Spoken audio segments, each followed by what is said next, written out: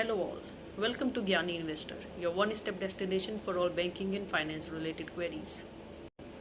अभी कुछ दिन पहले एक न्यूज़ आई थी कि गवर्नमेंट ऑफ इंडिया ने स्मॉल सेविंग स्कीम पे अपने रेट ऑफ इंटरेस्ट को रिड्यूस कर दिया है। उसके next day finance minister Nirmala Sitharaman ji का ट्वीट आया कि वो सर्कुलर गलती से पब्लिश हो गया था और गवर्नमेंट ने अपने डिसीजन को रोल बैक कर लिया है, यानी कि अब स्मॉल सेविंग स्कीम के रेट ऑफ इंटरेस्ट पर कोई चेंज नहीं होगा। आइए अपने इस वीडियो सीरीज में जानने की कोशिश करते हैं कि स्मॉल सेविंग स्कीम्स क्या होती हैं और वो गवर्नमेंट के लिए और आम जनता के लिए इतनी इम्पोर्टेंट क्यों है।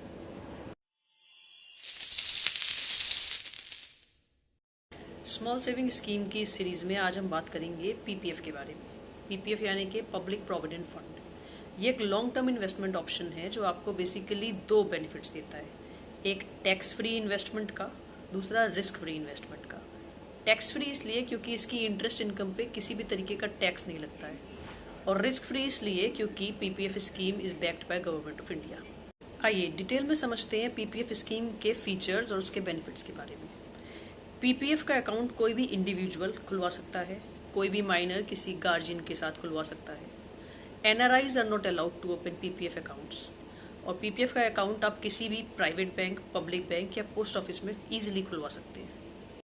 पीपीएफ अकाउंट सिर्फ सिंगल नेम पे हो सकता है, आप पीपीएफ कभी भी किसी के साथ जॉइंट होल्डरशिप में नहीं खुलवा सकते।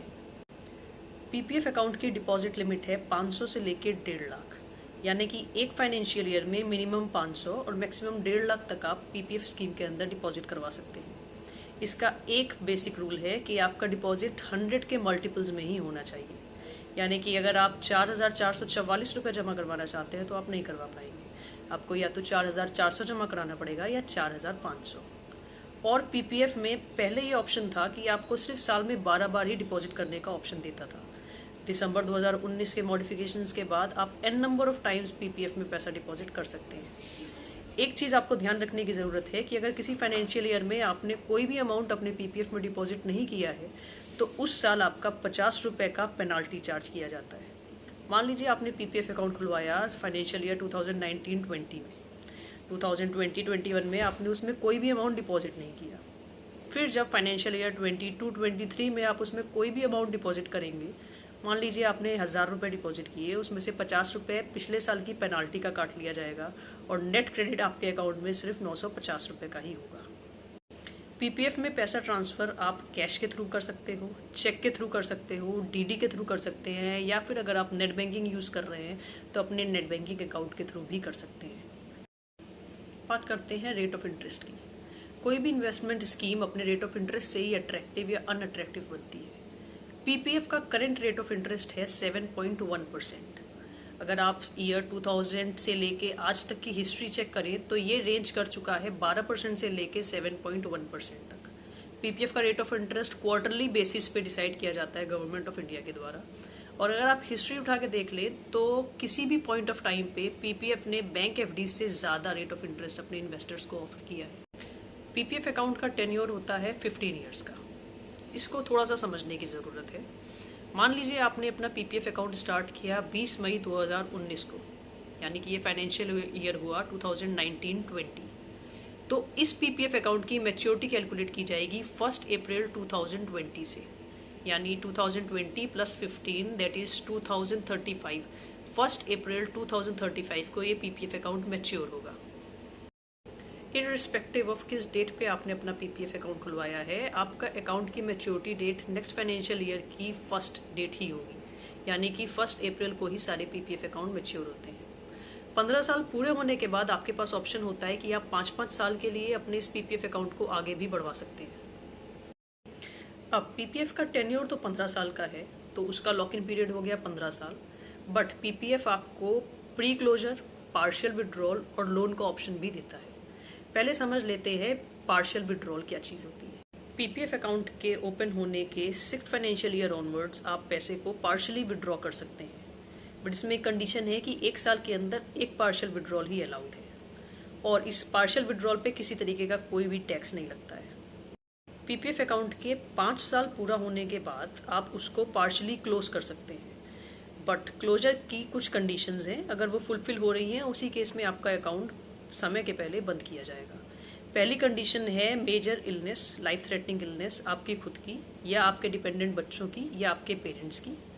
सेकंड कंडीशन है हायर एजुकेशन, अकाउंट होल्डर के खुद की या तो उसके डिपेंडेंट बच्चों की। और थर्ड कंडीशन है उसका रेजिडेंशियल स्टेटस चेंज होने के केस में, क्योंकि आप लोगों को पहले ही बताया जा चुका है कि NRI are not allowed to open PPF account. तो अगर कोई रेजिडेंट इंडियन का स्टेटस चेंज होकर एनआरआई होता है तो वो अपने अकाउंट को समय के पहले बंद करवा सकता है। तीसरा एक ऑप्शन जो पीपीएफ आपको देता है वो है लोन का। आप हम देख चुके हैं कि पार्शियल विड्रॉल आप 6 साल के बाद कभी भी कर सकते हैं, बट अगर 6 साल के पहले आपको पैसे की रिक्वायरमेंट पड़ी अपने पीपीएफ अकाउंट से तो क्या?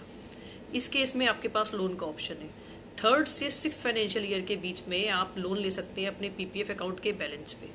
ये लोन आपको 25% तक का मिलता है जो आपके पीपीएफ अकाउंट में बैलेंस है, और इस पर बहुत ही minimal rate of interest charge होता है। आपको पीपीएफ पे जो इंटरेस्ट पे किया जा रहा है उससे 1% अबव ही आपको देना होता है। बट अगर आप समय से अपनी किस्तें जमा नहीं कर पाए तो आपके पीपीएफ अकाउंट पे, लोन अकाउंट पे इंटरेस्ट चार्ज होगा पीपीएफ अकाउंट इंटरेस्ट प्लस 6%। यानी कि अगर आप नॉर्मल केसेस में लोन ले रहे हो तो आपका रेट ऑफ इंटरेस्ट पीपीएफ से 1% अबव है, बट अगर आप इंस्टॉलमेंट टाइम से जमा नहीं कर रहे हैं तो पेनाल्टी 6% पीपीएफ इंटरेस्ट के ऊपर हो जाएगी। आइए अब पीपीएफ अकाउंट के टैक्स बेनिफिट्स के बारे में समझ लेते हैं। पीपीएफ अकाउंट आता है एग्जेम्प्ट कैटेगरी के अंदर। इसका मतलब पीपीएफ अकाउंट में आपने एक फाइनेंशियल ईयर में जितना भी अमाउंट डिपॉजिट किया है वो आईटी एक्ट के सेक्शन 80C के अंदर टैक्स एग्जेम्प्ट होता है। सेकेंडली, इन पीपीएफ अकाउंट पे जो भी इंटरेस्ट आपको 1 साल के अंदर अर्न होता है उस पर किसी भी तरीके का कोई टीडीएस नहीं कटता है।